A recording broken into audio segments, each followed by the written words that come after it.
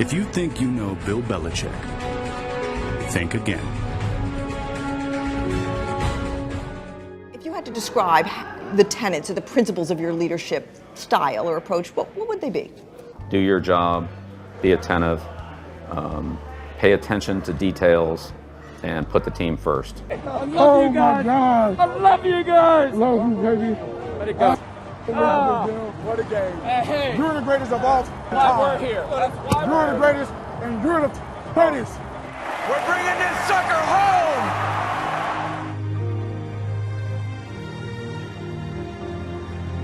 Was that the first meeting that you were at where you heard Tom get chewed out, or is it just kind of understood that this is what Bill Belichick does to everybody?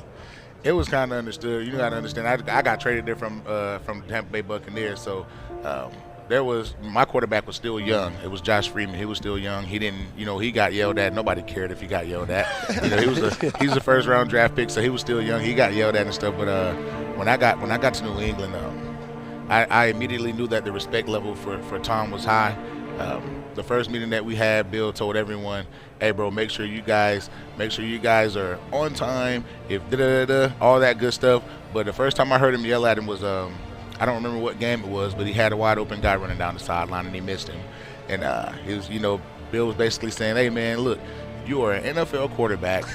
You're supposed to be this Pro Bowl guy. You're supposed to be this guy all high and mighty. If you're the best quarterback, like all these people." Off. You're this, that, and the other. And if you're this guy, look, there's 100 other football players and college guys, even high school guys can hit this wide open guy on the throat. So it's once I seen that, I'm like, okay, there's nobody exempt from this. Yeah. Considering the fact that he just talked to 12 in that manner. And I think that's a trait that Tom has that not everybody has, or it isn't a trait that's talked about as being one of the traits that makes him the greatest of all time. Hey, in front of my teammates, I have earned to be treated differently. Be who you can afford to be. Tom Brady has earned the right to not be treated the same. The fact that he allowed Bill for all those years, because Blunt comes in, literally sits up, turns weapon for the Patriots. Absolute dog. He sits down there and he goes, "Oh, I got to tighten my..." Bill even a Tom Brady gave me the quick out signal. Yep. All right. And it was a 2-minute drill. He gave me the quick out. And the quick out was to get the first down. It's like 3rd and 4. Well, it was an incomplete pass. All right.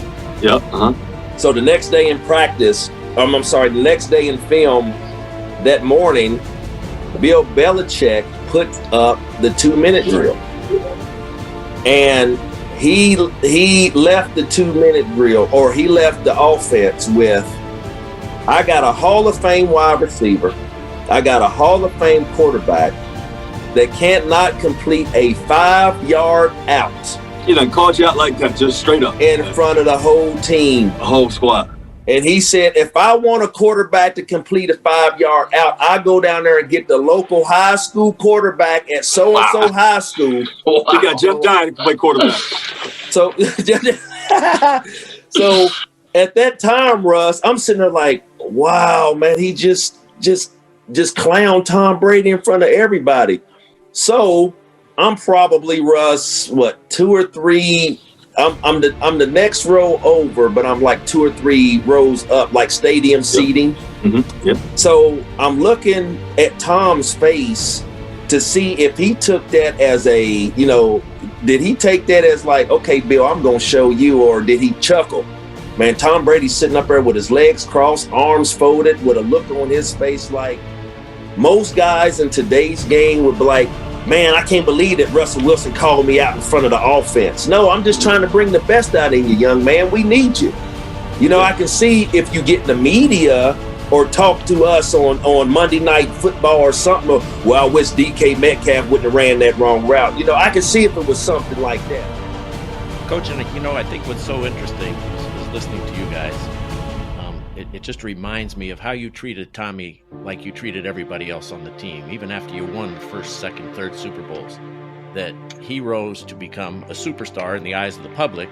But once he came into your building, he was one of those 53. And if you had to point out something, you pointed out something to him. And if you had to call him out, you called him out. Can you just kind of take us through your inner thinking on that and the wherewithal that takes to not allow somebody to get bigger than the organization because you're trying to win a game and it takes everybody? Yeah, really, Jim, that was as much a part of Tom as it was me, because there were a couple meetings, where I would say something to Tom after the meeting, like, hey, I didn't really, think that was that bad, but I just wanted to include you and everybody in there with everybody else. And Tom would say, Coach, you have to. If you don't yell at me, then what am I going to do with all the rest of my teammates? I got to be in there with all the rest of them and say, hey, he's yelling at all of us, and we all got to do better. But if you leave me out of it, then I don't really have a platform to work from. So, yeah, go ahead and rip my ass too. Go ahead. And so I got the green light on that. So I went ahead and took it. And I think that players they've always come back to me and say, hey, the first meeting, Belichick got on Brady. I'm like, Christ, if he's going to talk to Brady like that, I better be straight. I know what's going to happen to me.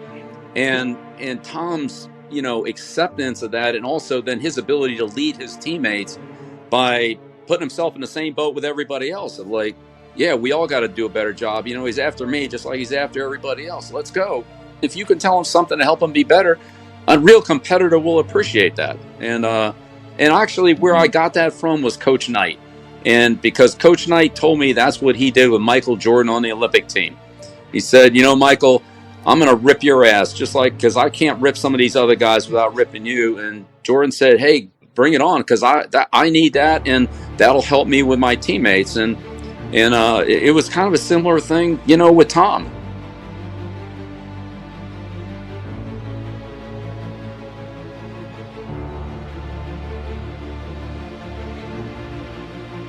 So, Tom, as time goes on, you guys become tied together. Mm-hmm. You can't say Brady without thinking Belichick. You can't say Belichick without thinking Brady. And this has gone on in sports, but usually it's with rivals. Usually it's Ollie and Frazier, Wilt and Russell. You have it a little bit sometimes, Kobe and Shaq, their teammates. Sometimes you also have it, Lombardi and Starr. But when your name becomes so tied to your duo, your partner, what's that like?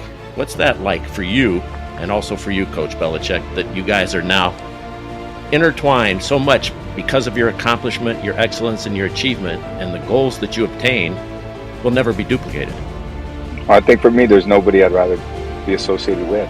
And I think that from my standpoint, I think it's always such a stupid conversation to say, Brady versus Belichick, because in my mind, that's not what partnerships are about. Coach couldn't play quarterback and I couldn't coach. And I think the best part about football is, and Coach says it a lot, do your job. And he asked me to play quarterback. He didn't ask me to coach. And, I didn't want him playing quarterback. I just wanted him to coach.